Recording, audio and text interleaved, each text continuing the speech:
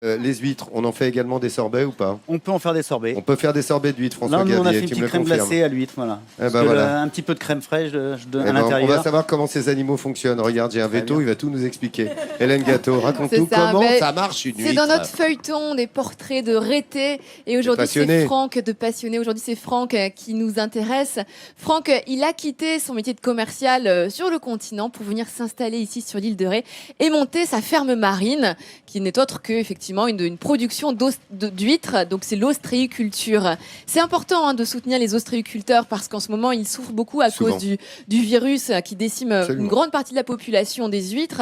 Et sachant en plus que, eh bien, en Europe, 90% de la production européenne vient de France. Ça représente 130 000 tonnes.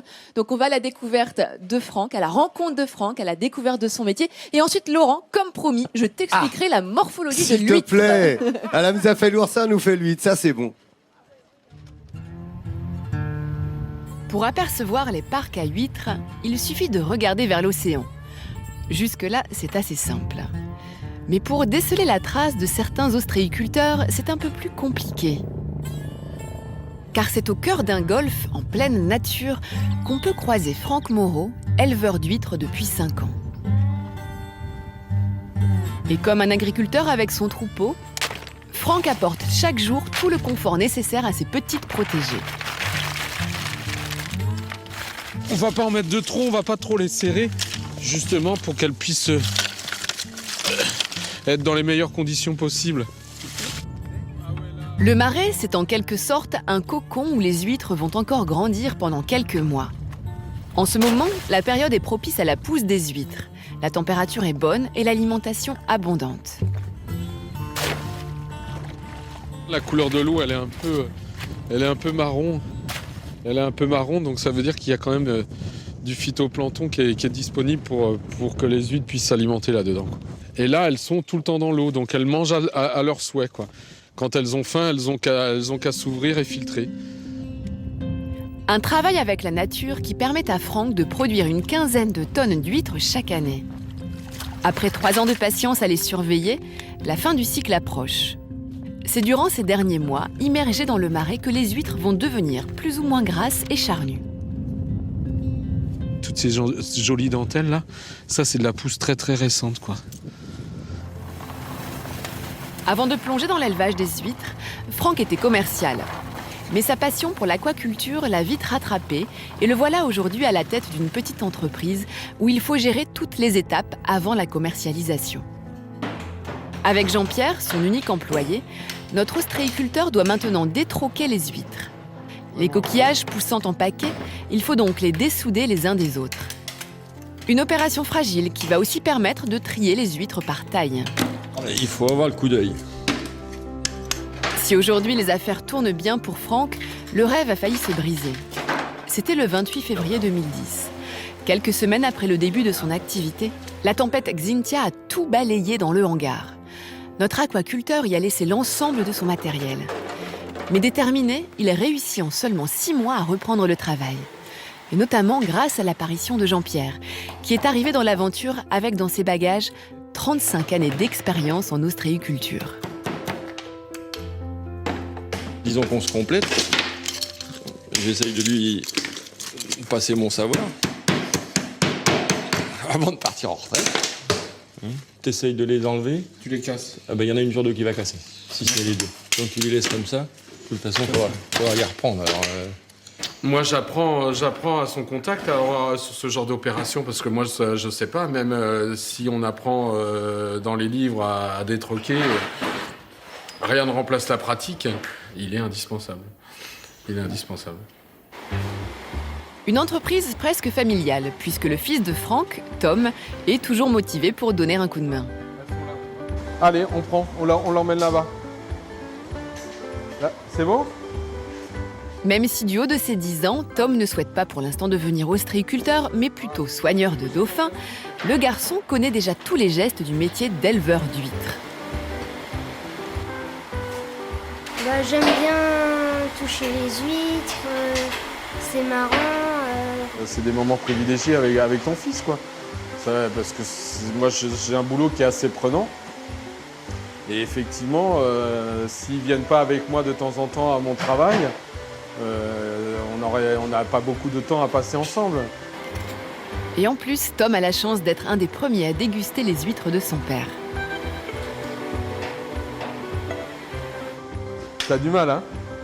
Elle était grosse, hein? T'as pas aimé? Ouais? À quelques kilomètres de l'exploitation, il y en a un qui raffole des huîtres de Franck, c'est Daniel Massé, un des chefs les plus réputés de l'île de Ré. Depuis 4 ans, il se fournit exclusivement chez Franck. Comme ça, c'est... Oh, c'est joli ça. Oh, c'est beau. Une huître qui mange bien et qui est bien travaillée, elle reste grasse. Ben, regarde. Et c'est ce qui lui apporte ce goût de noisette. Voilà. C'est beau ça. C'est ce qu'on appelle un beau poisson. L'ostréiculture, c'est pas quelque chose d'écrit.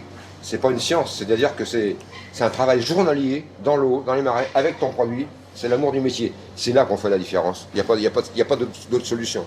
Ça dépend ce qu'ils attendent. Une belle reconnaissance de la part d'un amoureux des produits traditionnels de l'île de Ré. Franck, lui, n'est pas originaire de l'île, mais du Pays Basque. Avec lui, il a emporté son art de recevoir et faire plaisir. Un état d'esprit qui se partage juste derrière son exploitation, dans ce cadre sauvage avec les marais à perte de vue. Il est quand même pas mal mon bureau, quoi. Le cadre de boulot est quand même assez sympa. Et c'est un peu pour ça que j'ai voulu faire ce métier-là, quoi. Je me voyais pas tellement enfermé.